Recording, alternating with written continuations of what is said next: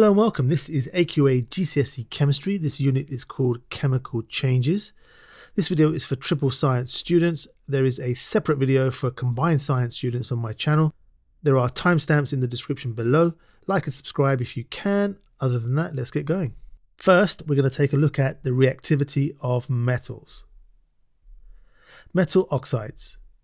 Many metals react with oxygen to make metal oxides. These are called oxidation reactions. For example, magnesium plus oxygen gives magnesium oxide. Metal oxides can lose oxygen to become the metal. These are called reduction reactions. Iron oxide plus carbon gives us iron plus carbon dioxide. The reactivity series. When metals react, they make positive ions. Reactive metals form positive ions more easily than less reactive metals. For example, K, which is potassium, will form potassium ions. Do this by losing an electron. An electron is lost easily by potassium atoms. Lithium will lose an electron, but it will lose it less easily. This means potassium is more reactive than lithium. The reaction of metals. In water, lithium, this will fizz, or it fizzes and bubbles. This is because hydrogen gas is produced, and it floats and moves around the surface of the water. Na, which is sodium, this fizzes and bubbles around more vigorously. It floats and moves around a bit more, and it makes a ball shape as it moves around the surface. Potassium, which has the symbol K, this fizzes vigorously and ignites to produce a lilac flame. It floats and moves around just like the others, but probably a bit more. If you're lucky, you might have seen your teacher demonstrate this. For magnesium, this has no reaction in water, but it does fizz in dilute acid. The fizzing is making hydrogen gas. The metals can be put in a reactivity series based on reactions with water and dilute acids. So these are the metals in order of reactivity.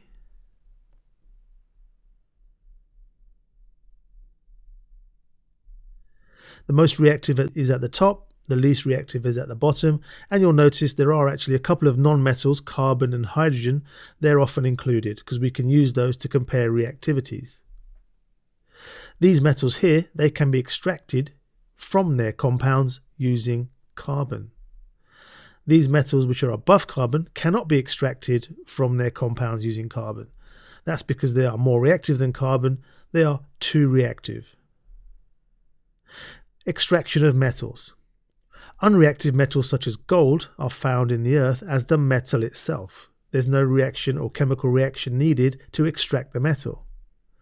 Most metals are found as compounds in rocks called ores. Chemical reactions are needed to extract the metal. Metals less reactive than carbon can be extracted using carbon. This is done by reduction reactions, which involves the loss of oxygen. So going back to a previous equation, we could see iron oxide was reacted with carbon to produce iron. The iron oxide was reduced. In other words, the oxygen was removed from the iron oxide. Displacement reactions. A more reactive metal displaces a less reactive metal from its compound. Here's an example. Zinc metal is placed in copper chloride solution. So here's our copper chloride solution. It has a kind of green color, and you can see the zinc metal inside the solution. Zinc is more reactive than copper, so it displaces copper from its compound. You can see from the reactivity series, zinc is higher up than copper, therefore it's more reactive. Copper comes out of the solution and appears, and the solution becomes paler. So zinc and copper chloride is a green color as we said. The zinc will displace the copper, and therefore the copper appears on the surface of the zinc. The solution becomes a little bit less green as well, a lot paler than it was before. And we can see there in the diagram, the copper has formed on the surface of the zinc. So we can summarize this in an equation, a word equation here. Zinc plus copper chloride gives us zinc chloride plus copper. How about this one? Maybe try this one for yourself.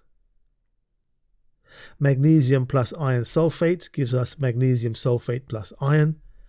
We've got another one here, aluminium plus silver nitrate gives us aluminium nitrate and silver. And this one here, copper plus magnesium nitrate. Well, the magnesium is more reactive than the copper, so we actually have no reaction. Next, we take a look at oxidation and reduction in terms of electrons. Oxidation is the loss of electrons, and reduction is the gain of electrons. I'm sure you've seen this before, oil rig. This means oxidation is loss and reduction is gain of electrons. Ionic equations. Zinc plus copper chloride gives us zinc chloride plus copper.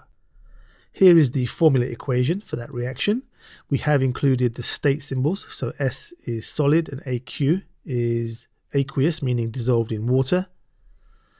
And we can see that the zinc in solid form is in the form of atoms in this reaction.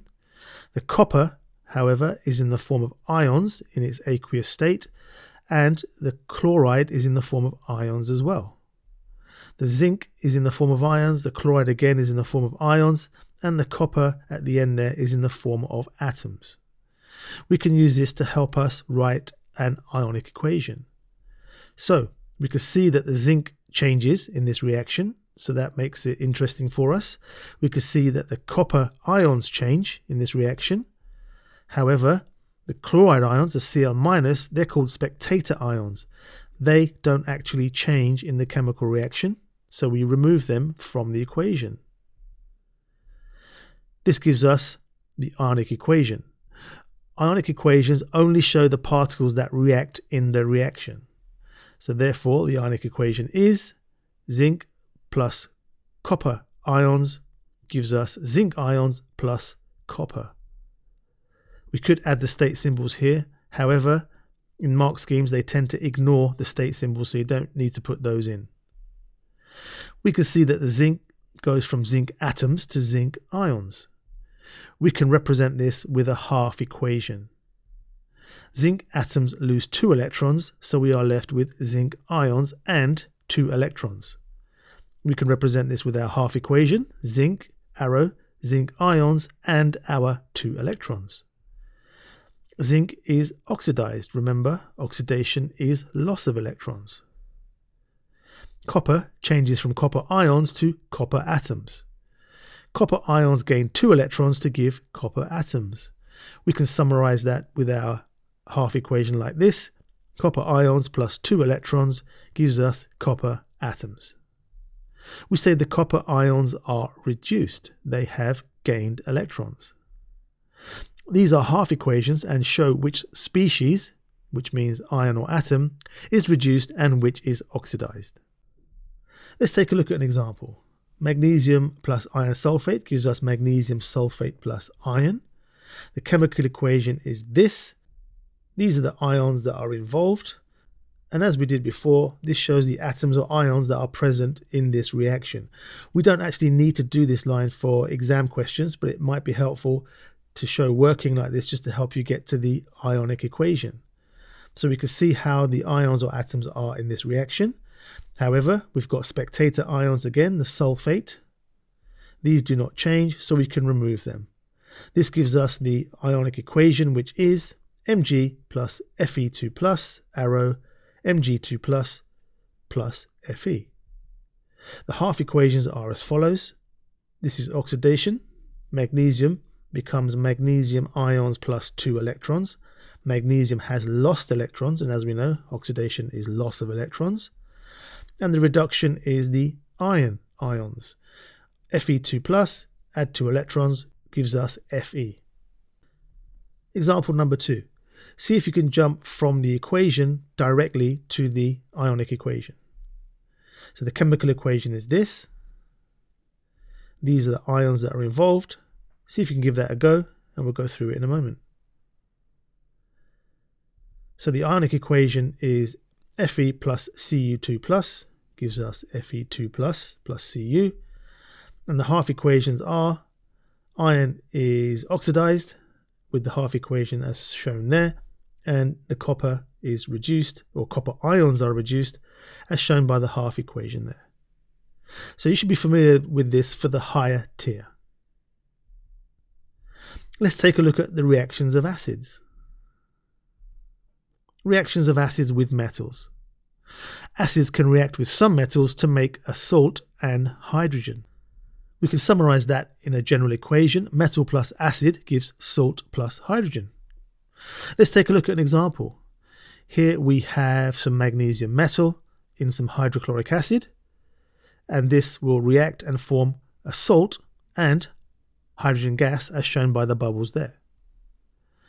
This will end up giving us our salt, which is magnesium chloride, and our hydrogen gas, which is given off. Predicting which salts are produced. A good thing to remember, which is going to help us with this, is that hydrochloric acid will produce a chloride salt, sulfuric acid will produce a sulfate salt, and nitric acid will produce a nitrate salt. So let's take a look at this one here. Magnesium plus hydrochloric acid. Well, we've got hydrochloric acid, so we're going to get a chloride salt.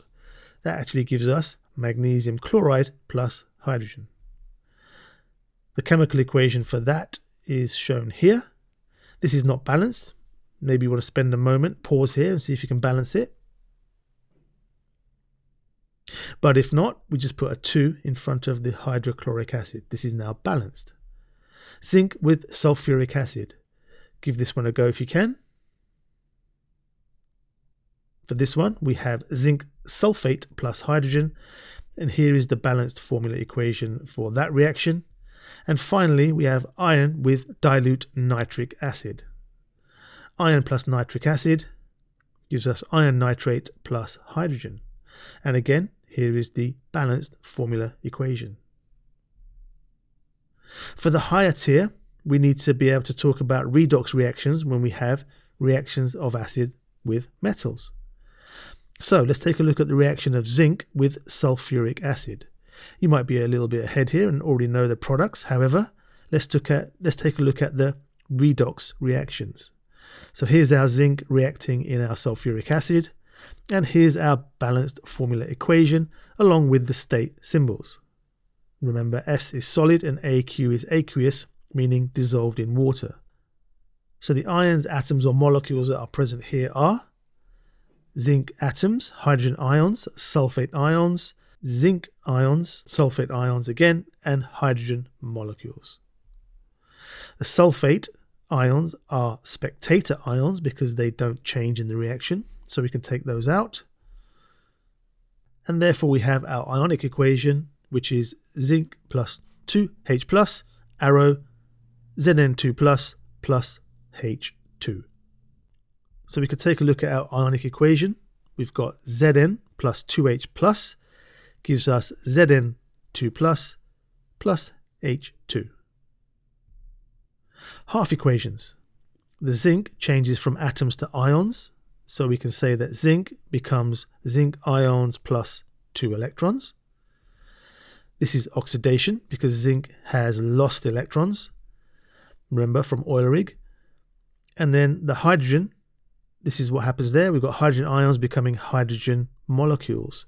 So 2H plus 2 electrons gives us H2, which is hydrogen gas.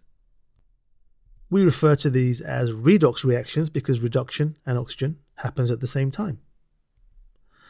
Let's take a look at another example, reaction of magnesium with hydrochloric acid. Here's the balanced formula equation. Pause here if you want to give this one a go. If not, we have our ions in this reaction. We can see that the chloride ions are spectator ions, so we can remove those. This is our ionic equation. And our half equations are as follows. Magnesium becomes magnesium ions, so Mg, arrow Mg2 plus 2 electrons. This is oxidation. And hydrogen ions become hydrogen molecules. So again, similar to before, there is our half equation for hydrogen ions. This is reduction.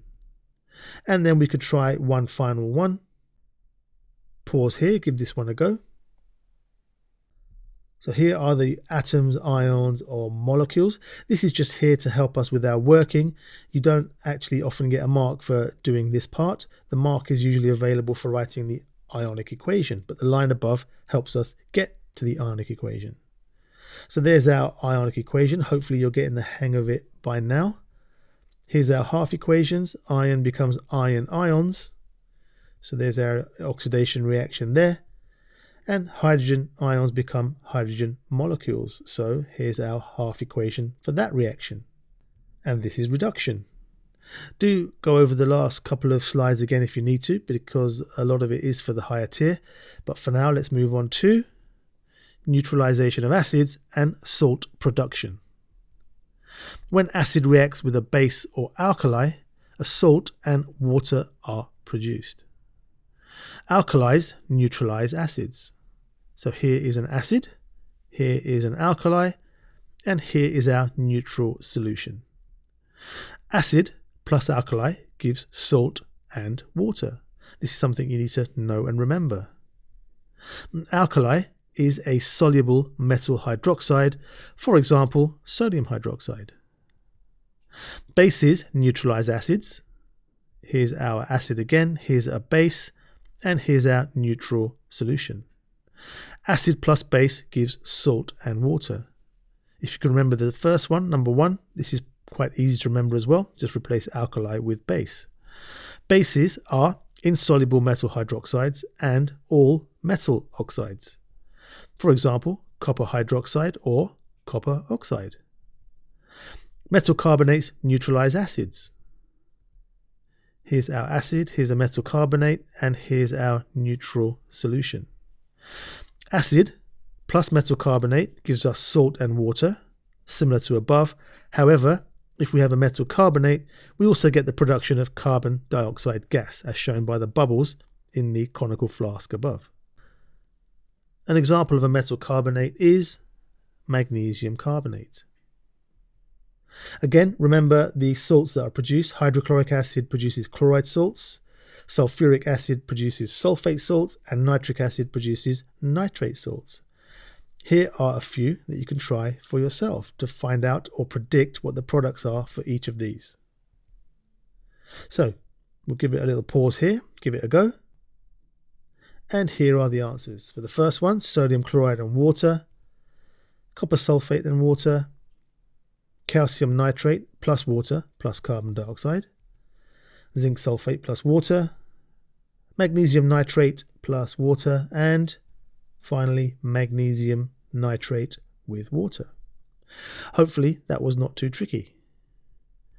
Next, let's take a look at soluble salts.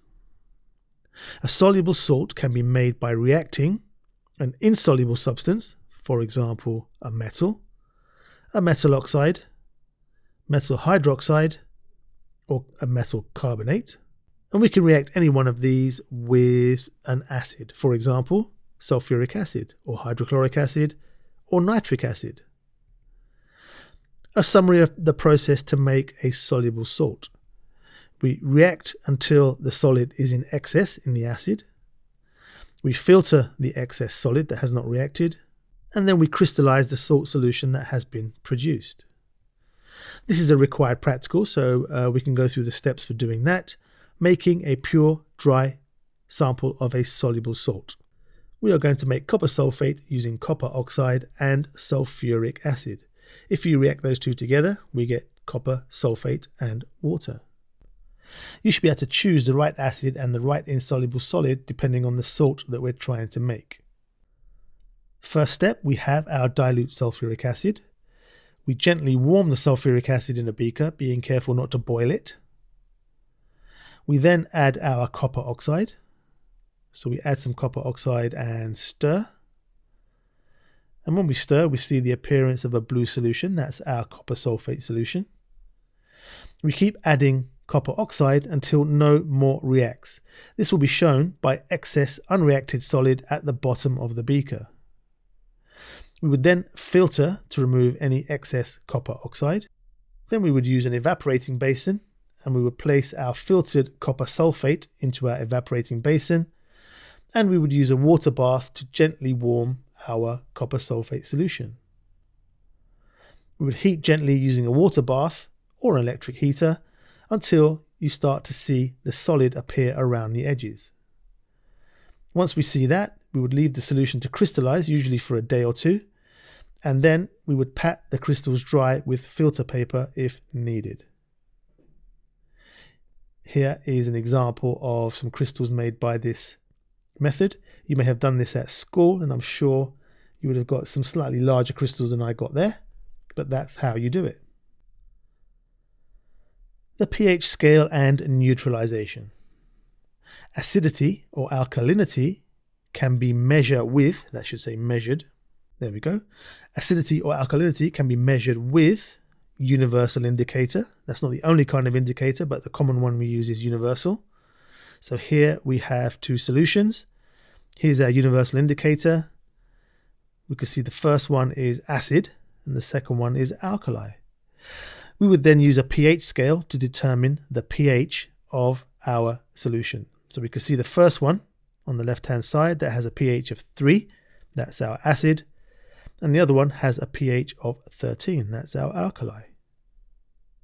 We can also use a pH probe that will give us a more accurate value of pH. If we have a pH of less than 7, we will have an acid. A pH of higher than 7 will be an alkali, and a pH of 7 we describe as neutral. It's neither acid nor alkali. Neutralization equation. In neutralization reactions, hydrogen ions react with hydroxide ions to form water. Acids are solutions that contain hydrogen ions. So here's an acid, and this is hydrochloric acid, and the hydrochloric acid will break up into ions, hydrogen ions and chloride ions, and it's the hydrogen ions there that make this solution acidic or make it an acid. Alkalis are solutions that contain hydroxide ions. So here's our alkali solution. This is sodium hydroxide as an example. We have sodium ions and hydroxide ions in there, and it's the hydroxide ions that make this solution an alkali. In neutralization reactions, hydrogen ions react with hydroxide ions to form water. So there's our hydrogen and hydroxide ions. They react together with the formation of water. The neutralization reaction can be summarized like this. This has been asked a couple of times on past papers that I've looked at, so probably quite important to make a note of and remember that. Next, we're going to take a look at titrations. This is for triple science students only. Titrations. The exact volume of an acid that reacts with an alkali can be measured using titration. So imagine we have an acid with a known concentration. We would use a pipette to add 25 centimeters cubed of that acid to a conical flask. Here's our conical flask, and here is a pipette. A pipette measures a single volume very accurately. So we place our acid into our conical flask. There it is. And the next step, we add a few drops of indicator. There are a couple that we can use, but in this example, we're going to use something called phenolphthalein. Phenolphthalein will go from colorless in acid to a pink color. Here's the rest of our apparatus. We have a white tile underneath our conical flask, and we have our burette held together with a stand and a clamp. The readings on the burette are 0 at the top and 50 centimeters cubed at the bottom. This might seem a bit strange, but we'll see why that is in a moment. Fill a burette with an alkali solution and record the volume. We add some alkali to the acid and swirl the flask. That's to mix in the alkali with the acid very carefully. And we add dropwise near the time when we get the color change from colorless to pink. So you can see there, we'll add a drop. You can see it's just about starting to change, but not quite. Once you do get the color change from colorless to pink, we would record the volume of alkali added. There it's turned pink, and that's the point at which we would measure the volume of alkali that we have added. We would repeat this 2 more times to get a mean volume of alkali solution that we have added. Note, the white tile is there to help us see the color change clearly, and we would read the volumes of alkali at the bottom of the meniscus in the burette. What do we mean by that? Let's take a look. Here's a magnified view of our burette. You can see there we have our meniscus. The solution is not completely flat at the surface. There's a slight curve in it, and we call that curve a meniscus. So we measure the volume from the bottom of the meniscus at eye level. So there's your eye level, measuring the bottom or from the bottom of the meniscus. And we can see that this reading is 24.5 centimeters cubed. We don't read it as 25.5. And this is because we read the volume from the top downwards. As you can see, the numbers are increasing as you go down. So this burette tells us that 24.5 centimeters cubed of solution has been added to the acid. That's why we have 0 at the top of the burette and 50 centimeters cubed, or the highest value, at the bottom of the burette. It tells us how much has been added. Now, there are some calculations involved for titration reactions, but there is plenty of explanation and practice in my quantitative chemistry video, which is on my channel. Let's take a look at strong and weak acids. 3 examples of strong acids include hydrochloric, sulfuric, and nitric. Examples of weak acids, we have ethanoic acid, found in vinegar, citric acid, found in fruits, and carbonic acid, found in fizzy drinks. The pH of an acid depends on the concentration of hydrogen ions present. So let's compare strong acids to weak acids. So here's a strong acid, here's a weak acid, and our strong acid example there we have is hydrochloric acid, HCl, and as we know, this dissociates or breaks down into hydrogen ions and chloride ions, and it's the hydrogen ions that make the acid the acid. And for ethanoic acid, which is an example of a weak acid, this is broken down like so, again producing hydrogen ions. However, why is one weak and one strong? Well, for our hydrochloric acid, we could see that it breaks down into hydrogen ions and chloride ions. But for our ethanoic acid, we can see that it does break down into 2 sets of ions, including hydrogen ions. However, for the hydrochloric acid, we have full ionization. And for our ethanoic acid, our weak acid, we have partial ionization. The ionization is reversible. That's why it's only partial. We know it's reversible because of this sign here. So this is why ethanoic and the other weak acids are weak. So let's show a final and important point. For a strong acid and a weak acid, we can have the exact same concentration. So for our strong acid, it's 0.01 moles per decimeter cubed. And for our weak acid, it's also 0.01 moles per decimeter cubed. However, the pH for our strong acid is pH 2. That means it's more acidic. And our pH for our weak acid is 4. So the hydrochloric is more acidic and the ethanoic is less acidic. For the same concentration, the strong acid has a lower pH, it's more acidic. And this is the key and important point.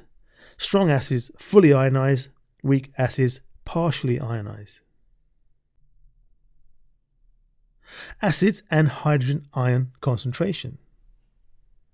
Here we have some pH values for some acids. Weak acid is pH 6 and the strongest acid is pH 0. And very important to remember that for every drop in a pH of 1, the hydrogen ion concentration increases times 10. So if we're looking at the hydrogen ion concentrations, if we go from pH 6 to pH 5, the hydrogen ion concentration becomes 10 times bigger. So for every drop in pH of 1, the hydrogen ion concentration becomes 10 times greater. If we had a pH drop of 2, it would be times 10 times 10, which would be times 100 times more concentrated for a pH drop of 2. Let's have a little bit of a practice. If we've got a change in pH from 5 to 3, what change do we have in hydrogen ion concentration? Well, that's a pH drop of 2, so it's 100 times higher. The concentration of hydrogen ions is 100 times higher. If we go from 5 to 1, have a think. This is a 10,000 times higher concentration of hydrogen ions. What if we don't decrease pH? What if we increase pH from 4 to 6? In this case, we get 100 times lower concentration of hydrogen ions. Let's take a look at an exam type question. We have some hydrochloric acid, the pH is 4.5, and the concentration of hydrogen ions is 3.16 times 10 to the minus 5 moles per decimeter cubed. What is the concentration of hydrogen ions in a solution of hydrochloric acid with a pH of 2.5? Well, the drop in pH is 2, so there's an increase in concentration of times 100. So we do 3.16 times 10 to the minus 5 times 100, which gives us 3.16 times 10 to the minus 3. That would be worth a mark to do that calculation in an exam. Next, let's take a look at electrolysis. Electrolysis. This is using electricity to break down compounds into elements. The compounds that we're talking about are usually ionic, and the compound must be melted or dissolved before we can do electrolysis on it. This allows the ions to move freely. The liquid or the solution is known as the electrolyte, and here is some electrolysis apparatus. Here's a cell, here's a lamp, here's the anode, which is our positive electrode, and here's the cathode, which is our negative electrode. The electrolyte is shown here, and when a current flows, positive ions move to the negative electrode, and negative ions that will be in the liquid or solution move to the positive electrode. This is because opposite charges attract. Once melted or dissolved, the liquid or solution can conduct electricity. I've put the lamp in that circuit just to show that it can conduct electricity, so the lamp would light up. Of course, there's a slight error there. The switch is not closed, so we would have to have the switch closed for that lamp to light up and for electrolysis to work. Let's have a look at the electrolysis of lead bromide. This is PbBr2. We take our lead bromide, we would heat it to melt it, and melting it will cause the ions to separate. This is important so they are free to move, or they are able to move freely. We would have bromide ions and lead ions as shown there. Here's our apparatus as before, but this time we have bromide ions in our liquid and we have lead ions as shown there. So let's see what happens. Bromide ions are attracted to the anode because the anode is positive and opposite charges attract. When they get there, they are discharged, and bromine gas is formed. For our lead ions, they are attracted to the cathode because opposite charges attract, and they are discharged as well. Lead metal is formed. For the higher tier, we need to be able to write half equations for electrolysis. So, remember, negative ions have extra electrons. This is from our previous videos on atomic structure, so you may want to go back and take a look at that if you're not sure. But negative ions have extra electrons, and negative ions can become atoms by losing electrons. Positive ions are missing electrons compared to the atom. Positive ions can become atoms by gaining electrons. So we can look at this simply by looking at our anode and our cathode. And here are our bromide ions in our liquid. They are attracted to the anode as we said, and when they get there, they are discharged. In other words, they lose the electrons to become bromide ions, which combine together to make bromine molecules, and this is given off as bromine gas. We can write that as a half equation. Bromide ions, two of them, will form a bromine molecule and 2 electrons. For our cathode, we have our lead ions. These are attracted to the cathode, and these combine with the electrons to form lead atoms. We can summarize that with the half equation like this. Lead ions, which have a charge of 2+, will gain 2 electrons to become lead atoms. Try this one for yourself. We've got the electrolysis of molten or melted zinc chloride. Zinc ions have a charge of 2+, and they will form zinc metal, and chloride ions have a charge of Cl-, and they will form chlorine gas. So pause here, give it a go, see if you can work out the half equations.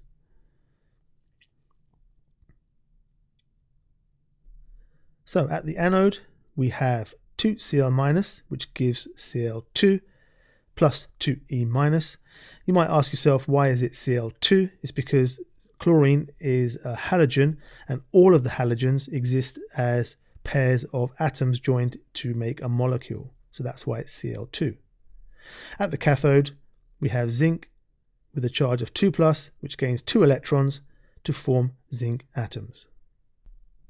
Using electrolysis to extract metals. Let's remind ourselves of part of the reactivity series. We can see that metals above carbon in the reactivity series cannot be extracted using carbon, and metals below carbon can be extracted using carbon. If a metal is more reactive than carbon, then it cannot be extracted using carbon. Electrolysis is used if the metal is too reactive to be extracted by reduction with carbon. Electrolysis of metal compounds requires a large amount of energy and electrical current. One example is the electrolysis of aluminium oxide to produce aluminium. Electrolysis of aluminium oxide. Here is the apparatus that we use, that's shown in 3D. So it's a big tank with the design shown here. However, if we were to slice this in half, we could produce a 2D diagram of that, which would look a bit like this. Here we have our molten aluminium that's produced. Here we have our melted aluminium oxide mixed with something called cryolite. And cryolite is mixed in with the aluminium oxide because it reduces the melting point of aluminium oxide. This means less energy is required to melt the aluminium oxide. Here are our ions in our electrolyte. Here we have our carbon anode and our carbon cathode as shown in the diagram there. At the cathode, we have aluminium ions which gain 3 electrons to become aluminium atoms and then aluminium metal. At the anode, we have oxide ions which produce oxygen gas as shown by the half equation there. Oxygen gas is produced at the anode. The carbon anode has to be replaced regularly because it decomposes when reacting with the oxygen that's produced there. We have carbon plus oxygen, which produces carbon dioxide gas. Carbon in the form of graphite is used for the electrodes because it's a good conductor of electricity and it has a high melting point, so it won't melt in the apparatus. The formation of carbon dioxide, however, at the anode contributes to carbon dioxide in the atmosphere and contributes to the greenhouse effect. Next, the electrolysis of aqueous solutions. Aqueous solutions are made when a substance dissolves in water. For example, sodium chloride solution, NaCl, with the aqueous there to show it's dissolved in water. Here's our sodium chloride solution. Add some sodium chloride, common salt, give it a mix or a stir, should we say. And if we were to look in the solution, we would notice that there are, in fact, several different types of ion. Those ions are sodium ions and chloride ions, as you'd expect. But because it's in solution, we also have hydrogen ions and hydroxide ions, which come from the water. So those are the ions that will be present in that solution. So we have 2 positive ions, sodium ions and hydrogen ions, and we have 2 sets of negative ions, chloride ions and hydroxide ions. If we were to carry out electrolysis, the anode would attract the hydroxide ions and the chloride ions, and the cathode would attract the sodium ions and the hydrogen ions. Only one of the ions will interact with the electrode and produce the substance. Which one is it? Well, we can work it out in the following way. At the anode and the cathode, we have rules to help us remember. So in our solution, we will have hydroxide, hydrogen, chloride, and sodium ions, and they are attracted, as we can see here. Hydroxide and chloride to the anode, hydrogen ions and sodium ions to the cathode. The rule to remember is that if halide ions are present, the halogen will form. By halide ions, we're talking about ions formed from elements in group 7. The halogens are group 7 elements. If we don't have a halide present, oxygen gas will form. So in this example, we do have a halide, ion present. That's the chloride ions from group 7. That means chlorine gas will be formed from chloride ions. And we can write the half equation as we did before. 2Cl minus gives us Cl2 plus 2E minus. And at the cathode, hydrogen is produced if the metal is more reactive than hydrogen. A simpler way to remember that might be the least reactive substance will form. That will help us predict, but if they ask you in a question, why is hydrogen produced, then you would use the idea that hydrogen is produced because the metal is more reactive than hydrogen. But an easy way to predict is to use the idea that the least reactive substance will form. Here's our reactivity series, and we can see that hydrogen gas will form because hydrogen is less reactive than our sodium ions. And here's our half equation for the production of hydrogen gas. 2H plus 2E minus gives us H2. And finally, for this unit, for the higher tier, we need to talk about half equations and include the idea of oxidation and reduction. Here are a bunch of ions that we're going to use for these examples. And remember, oil rig will help us remember what is oxidized and what is reduced. So let's look at the electrolysis of aqueous potassium iodide. So in this case, we'll have potassium ions and iodide ions, and also hydroxide ions and hydrogen ions. At the cathode, potassium ions and hydrogen ions are attracted. However, if we look at the rule above, the least reactive out of those two is hydrogen, so hydrogen gas is going to be formed. Here's our half equation. 2H plus 2E minus gives us H2. And we know this is reduction because electrons are gained by hydrogen ions. Reduction is gain of electrons. At the anode, we have hydroxide ions and iodide ions which are attracted. The halide ion, which is iodide from group 7, is present, so iodine is going to be produced. 2I minus gives us I2 plus 2E minus. This is oxidation because electrons are lost from iodide ions. One more example, copper nitrate solution. We have copper ions, nitrate ions, hydroxide ions, and hydrogen ions. So maybe pause here, give this one a go. At the cathode, we have copper ions and hydrogen ions which are attracted, but the least reactive is copper. So the half equation is Cu2 plus 2E minus gives us Cu. This is reduction because electrons are gained by copper ions. And at the anode, we have OH minus and nitrate ions which are attracted. There is no halide present there, so the oxygen is produced. Here's our half equation for oxygen. Slightly awkward, slightly more tricky to work out compared to the other ones, so it might be a good idea just to memorize that one in case it comes up in your paper. And this is oxidation because electrons are lost from hydroxide ions. So that's it, Unit 4 for AQA GCSE Chemistry for Triple Science. Thank you for watching, and I'll catch you in the next one.